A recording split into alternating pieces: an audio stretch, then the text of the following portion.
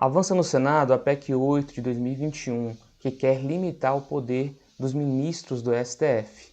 O assunto já foi aprovado na CCJ e vai ser discutido em plenário ainda este ano. A PEC ocorre num cenário de extrema tensão entre os poderes legislativo e judiciário, após um período de grande tensão generalizada do poder executivo e o poder judiciário.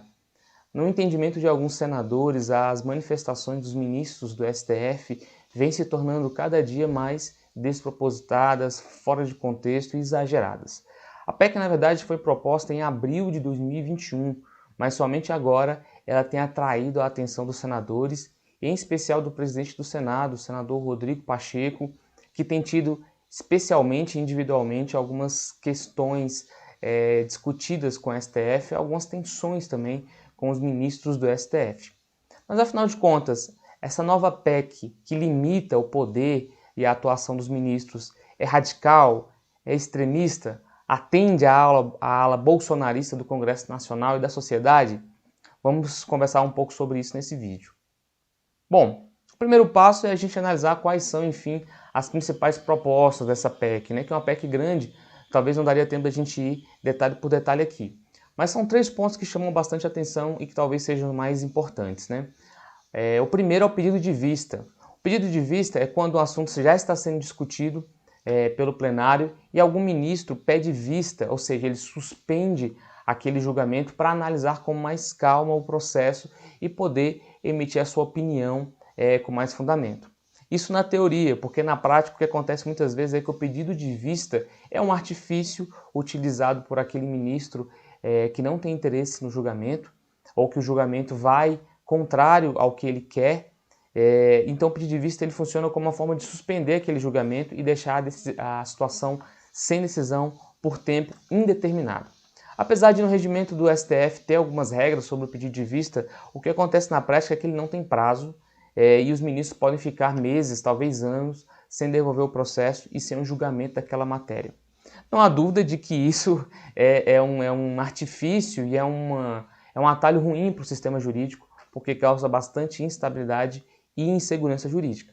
A proposta traz que não haveria mais pedido de vista individual, ou seja, cada ministro poder pedir o processo e ficar um depois do outro suspendendo.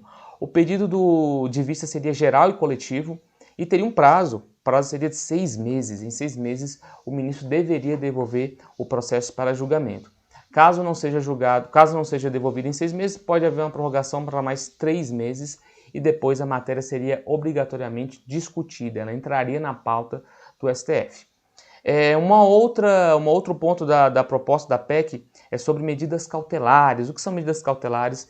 Em resumo aqui, de forma bem grosseira para quem não é do direito, medidas cautelares são decisões urgentes tomadas no processo, mas que são decisões provisórias, né?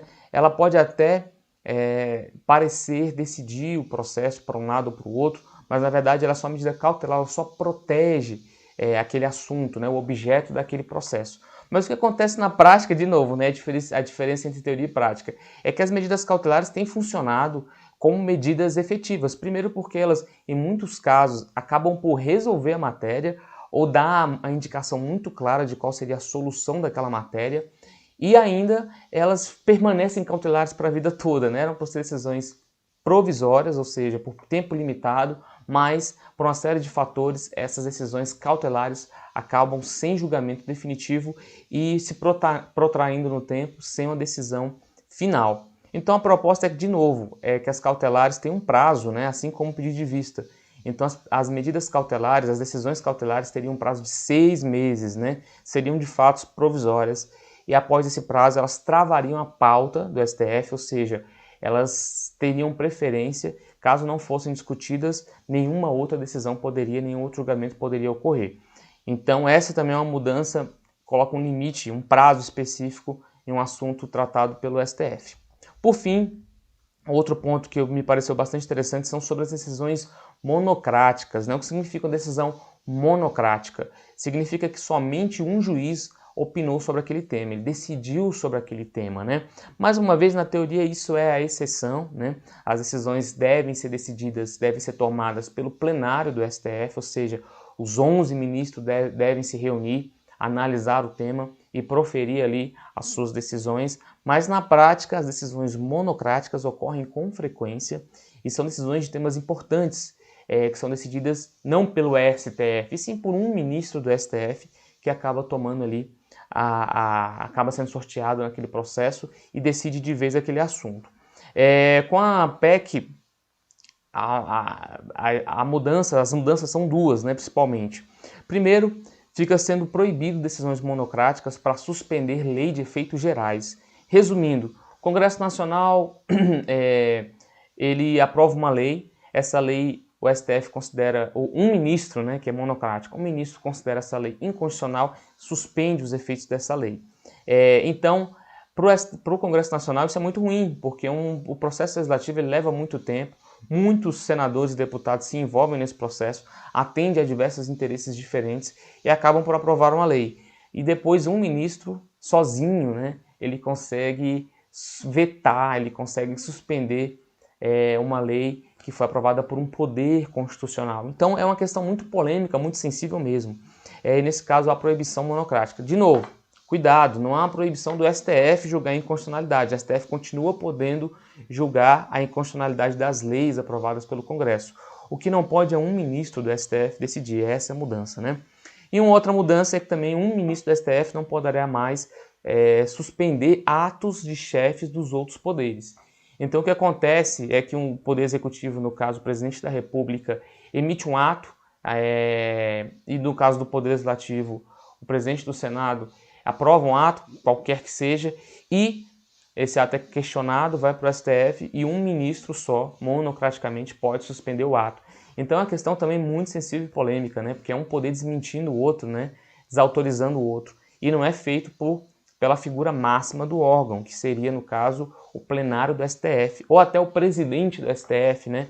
A gente poderia até avaliar essa possibilidade do presidente do STF anular um ato do presidente do Poder Executivo. Mas não é isso que ocorre. Qualquer ministro do STF, hoje em dia, pode suspender ou declarar inválido um ato do Poder Executivo, do chefe do Poder Executivo ou do chefe do Poder Legislativo. Então, como regra, isso não vai acontecer mais, segundo a PEC, né? Monocraticamente não, somente o plenário, os 11 ministros juntos é que poderiam invalidar os atos. Claro que há exceções, em quase todos esses casos aqui, no caso dessas decisões monocráticas, se o STF estiver em recesso e a decisão for urgente ou poder causar um dano irreparável, aí pode haver decisão monocrática, mas em 30 dias os ministros têm que se reunir e têm que decidir sobre essa decisão monocrática.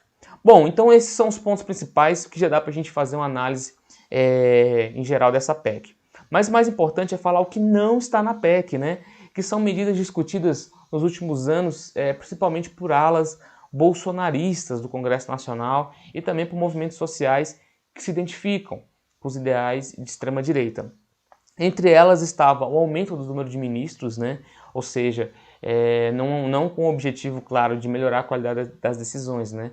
O aumento do número de ministros vem sempre com a ideia de aquele que está no poder, o presidente no caso, poder indicar mais ministros do seu interesse, né? E com isso balancear, de certa forma, ali o plenário do STF com aqueles que são favoráveis às ideias do presidente, né? Então sempre que vem essa proposta é sempre muito polêmica, porque o ideal é que, conforme os ministros vão se aposentando, aquele presidente que estiver no momento indica novos ministros, né? E não aumentar artificialmente o número para poder alterar. Então não tem essa proposta na atual PEC que está sendo discutida. Outra ideia era mandato para os ministros do STF. Hoje os ministros são vitalícios, né? Eles não têm um prazo fixo para ficar. Dependendo da idade com que eles entram, eles vão ficar até a idade da aposentadoria, né? Então eles não têm mandato de 4 ou 8 anos como é no Poder Legislativo, no Poder Executivo. Uma ideia era limitar o prazo, né? 4, 8, 12 anos para os ministros do STF. Essa ideia também não está na PEC. Claro, alguém pode emendar a PEC e colocar, mas até o momento essas duas ideias não estão. E por último, havia uma proposta também, uma ideia de se cassar as decisões do STF. Caso o STF tomasse uma decisão que contrariasse o Congresso Nacional, o Congresso Nacional poderia decidir sobre a decisão do STF e suspender a eficácia. Isso também está fora da PEC, não está sendo discutido no momento, então são propostas um pouco mais extremas. Bom, feito um panorama geral do que está acontecendo, uma análise, eu deixo aqui uma análise pessoal sobre isso, e a princípio, olhando por essas propostas que estão agora na PEC, claro, ela pode ser emendada, ela vai para a Câmara ainda, né? Vai ser discutida no plenário do Senado, depois vai para a Câmara, vai para o plenário da Câmara, então tem uma longa caminhada. Muita coisa pode alterar, inclusive o que eu falei que está fora pode entrar, né? É o que muda radicalmente aí a análise que eu estou fazendo agora, nesse momento. Mas analisando por esse momento, fica claro que não há radicalismo. As propostas não são radicais, não pretendem beneficiar o Poder Executivo, como seria o aumento do número de ministros, ou também não pretendem desmoralizar o STF, como seria a cassação das decisões, né, do STF. Então não tem esses vieses mais radicais, mais extremos. O que parece haver realmente é a tentativa de conferir mais agilidade aos processos do STF, como no caso de tempo, um prazo para as medidas cautelares, medidas provisórias, né? E também uma necessidade de garantir segurança jurídica.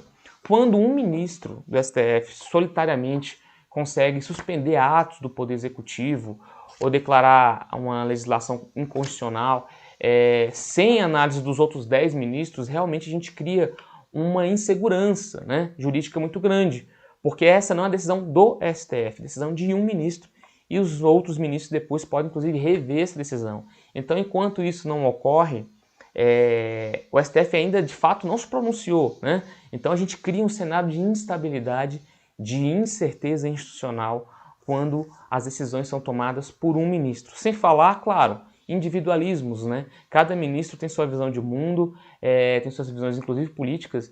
Então, às vezes, dependendo do sorteio ali do processo, pode cair no ministro que você quer, no ministro que você não quer, porque aquele ministro é favorável a isso, aquele não é. Então isso é bastante instável, é bastante inseguro, é bastante precário. Então, nesse caso, parece que a PEC acerta em garantir maior estabilidade jurídica e institucionalizar o STF. Quando você ataca essa individualização das decisões, você melhora, inclusive, o perfil do STF, que não é um órgão que está no gosto da população, né? Inclusive, recentemente, várias manifestações contrárias ao STF, né? Nas ruas, inclusive, coisa que seria raro, que é raro, né? De se ver por aí no mundo, né? Então, aqui no Brasil já há manifestações contrárias ao STF. Talvez essa má fama, essa má reputação do STF venha também disso, da individualização da corte, das decisões tomadas por esse ou por aquele ministro que tem suas preferências políticas e pessoais e que acabam gerando esse conflito institucional. Então, de uma forma geral, parece que o Congresso faz o seu papel, que é tentar trazer mais agilidade, mais estabilidade, mais confiabilidade e talvez até melhorar a reputação do STF. Claro que o Congresso Nacional também não tem uma reputação ideal, mas o STF não é um órgão político, né? Não deveria ser um órgão técnico, né? Então, nesse sentido, realmente a PEC parece acertar. Não sei o que vai acontecer daqui para frente, mas parece acertar. Dito isso, eu acho importante fazer um comentário adicional, que é: será que essa forma como o STF, como o Congresso está agindo, é a melhor forma de agir? Reviver uma PEC ali que estava mais ou menos abandonada no momento de tensão? Talvez não. Talvez a melhor forma de se promover uma reforma nos processos, né, nos procedimentos do STF, seria constituir uma comissão de juristas, chamar juízes, promotores, advogados, né, para analisar o regimento do STF com calma, né, para analisar o regramento que está na Constituição do STF e, a partir dessa comissão de juristas, né, propor reformas que tragam realmente agilidade e estabilidade institucional. Talvez essa fosse a forma mais razoável, mais efetiva e talvez mais legítima, né, geraria menos confronto, inclusive dentro do STF, para sua aprovação. Mas, infelizmente, no Brasil as coisas não acontecem assim, né? É sempre muito casuísmo, depende das ocorrências, depende do momento, do calor das tensões. Então, eu acredito que o processo poderia ser melhor, mas, enfim, olhando o conteúdo da PEC, não parece haver aqui nenhuma tendência esquerdizante nem direitizante, né? É uma proposta mais institucional mesmo. Era esse o comentário que eu queria fazer. Se você tem alguma crítica, alguma observação a fazer, deixa aqui nos comentários, aqui, vamos conversar sobre isso. Eu não tenho a última palavra, fiz um estudo sobre o tema, mas eu queria ouvir também você, que também deve ter lido, que também achou interessante esse tema. Vamos conversar aqui, estou aberto a outras visões de mundo. E se você gostou do vídeo, deixa o seu like, se inscreva no canal, continue acompanhando os vídeos, que a gente está tentando estudar o Brasil e aprender como tornar essa situação, essa sociedade mais feliz e mais próspera, tá ok? Obrigado por ter ficado até aqui, até mais.